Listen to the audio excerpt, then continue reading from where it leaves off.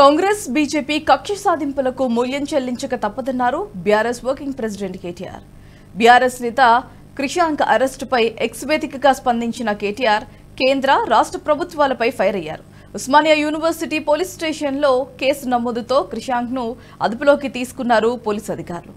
Krishank arrest అక్రమం, అన్యాయం, దుర్మార్గం అని విమర్శించారు. క్రిషాంక్ అంటే ఒక ఉద్యమ గొంతుక, ఒక చైతన్య ప్రతీక, యువతరానికి ప్రతిభావంతులు అని తెలిపారు. గల్లీ కాంగ్రెస్ వైఫల్యంపై, ఢిల్లీ బీజేపీ అరాచకాలపై గలమెత్తినందుకే ఈ దౌర్జన్యం అని ప్రశ్నించేందుకే ఈ దుర్మార్గం అని మండిపడ్డారు.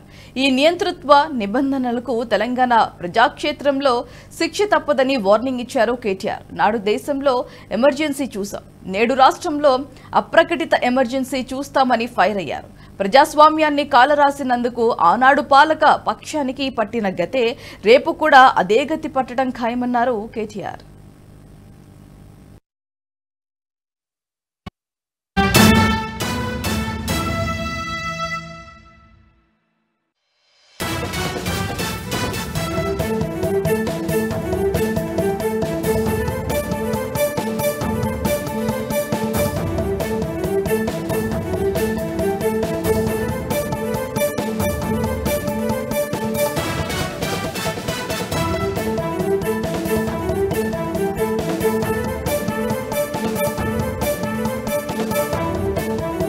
ఈ వీడియో మీకు నచ్చినట్టయితే లైక్ చేయండి, 10 మందికి షేర్ చేయండి. అలాగే కామెంట్ల రూపంలో మీ అభిప్రాయాలను మాతో పంచుకోండి. Nationalist hub group of channels ను సబ్స్క్రైబ్ చేసుకుని తెలుగునాట జాతీయవాద జర్నలిజాన్ని ప్రోత్సహించండి. ఈ వీడియో కింద ఉన్న బెల్ ఐకాన్ పై క్లిక్ చేయడం మర్చిపోవద్దు.